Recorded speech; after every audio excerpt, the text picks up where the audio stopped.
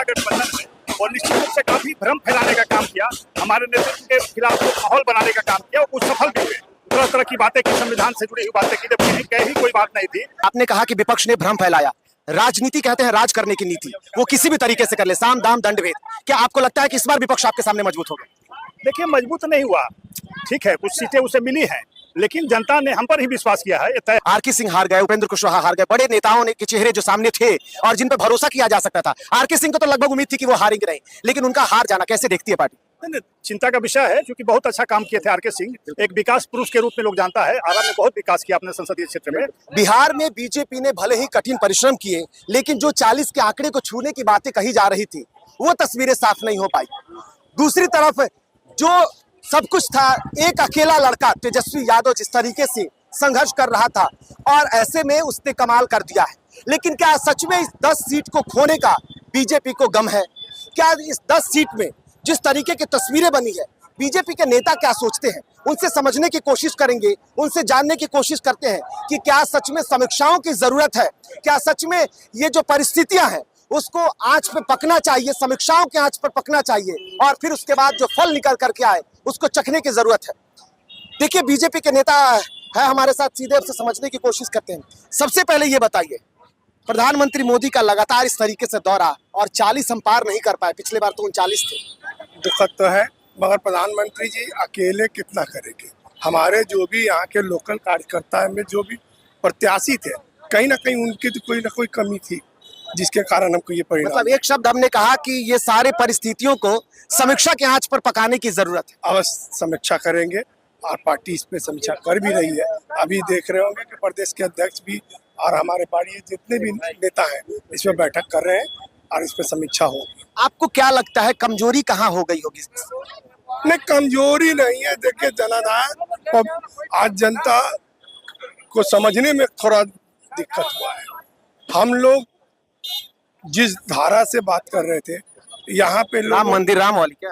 राम मंदिर तो देखिए, राम मंदिर हो चाहे 370 हो, और आज यहाँ पे मैंने जातीय का जनगणना का हम लोग समक्ष में थे। ऐसा नहीं है कि हम विरोध करते, मगर एक जातीय जनगणना ना करके हम लोग कहते थे कि उसको हर तरह के जो है समीक्षा करके उस पे आरक्षण की गिनती कर रहे थे।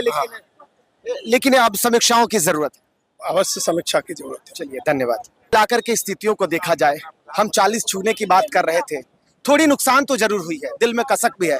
क्या लगता है कि अब पूरी स्थितियों को और पूरी जो परिस्थिति रही है, क्या उसे समीक्षा की आंच पर पकने की जरूरत है? देखिए, सबसे पहले तो हम आम जनता को बधाई देते हैं कि हमारे गठबंधन को पूर्ण बहुमत दिया है।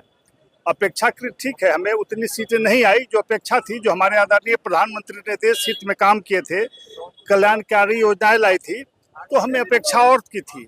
लेकिन उसके बाद भी हम जनता के आदेश का सम्मान करते हैं, हमारी पार्टी सम्मान करती है, प्रधानमंत्री सम्मान करते हैं जनादेश का, और निश्चित रूप से इस पर समीक्षा हमारे केंद्रीय नेतृत्व करेगा। हमारे प्रदेश अध्यक्ष राज चौधरी जी बैठे हैं, विजय सिन्हा जी उप मुख्यमंत्री, और सारे वरिष्ठ नेता इस पर बैठेंगे, और निश्चित रूप से कहाँ कमियां रही उसको हम ध्यान में ला करके उसको दुरुस्त करने का काम करेंगे। एक बड़ी जिम्मेदारी पार्टी की है आपके ऊपर भी।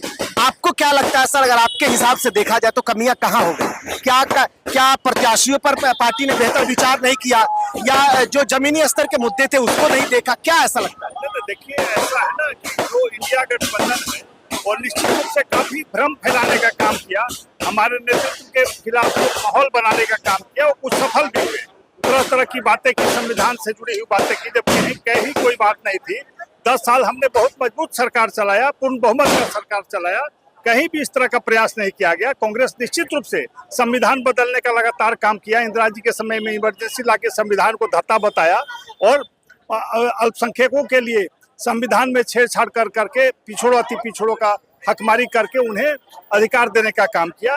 तो निश्चित रूप से हम इस पर समीक्षा हमारी पार्टी करेगी, और इस पर जो भी कमियां होगी उसको दूर करने का प्रयास करेगी। अच्छा, आपने कहा कि विपक्ष ने भ्रम फैलाया। राजनीति कहते हैं राज करने की नीति, वो किसी भी तरीके से कर ले, साम दाम दंड भेद। क्या आपको लगता है कि इस बार विपक्ष आपके सामने मजबूत होगा? देखिए, मजबूत नहीं हुआ, ठीक है, कुछ सीटें उसे मिली हैं, लेकिन जनता ने हम पर ही विश्वास किया है, ये तय है। और जनता चाहती है कि अभी भी एनडीए गठबंधन की सरकार बने, नरेंद्र मोदी जी प्रधानमंत्री बने, देश का विकास करे, देश को मजबूत करे। और निश्चित रूप से हमारे आदरणीय प्रधानमंत्री के नेतृत्व में देश फिर से मजबूत होगा, फिर उसी गति से काम करेगा। आखिरी प्रतिक्रिया आपकी। आरके सिंह हार गए, उपेंद्र कुशवाहा हार गए, बड़े नेताओं ने के चेहरे जो सामने थे और जिन पर भरोसा किया जा सकता था। आरके सिंह को तो लगभग उम्मीद थी कि वो हारेंगे नहीं, लेकिन उनका हार जाना कैसे देखती है पार्टी? नहीं, चिंता का विषय है, क्योंकि बहुत अच्छा काम किए थे आरके सिंह। एक विकास पुरुष के रूप में लोग जानता है, आरा में बहुत विकास किया अपने संसदीय क्षेत्र में, और एक सौम्य आदमी थे। लेकिन कहीं न कहीं से कुछ ऐसी परिस्थितियां बनी जो भ्रम के बादल बने, जिनके कारण उनसे कम मत आए और हार गए। तो निश्चित रूप से पार्टी उसके लिए भी चिंता करेगी। Thank you sir.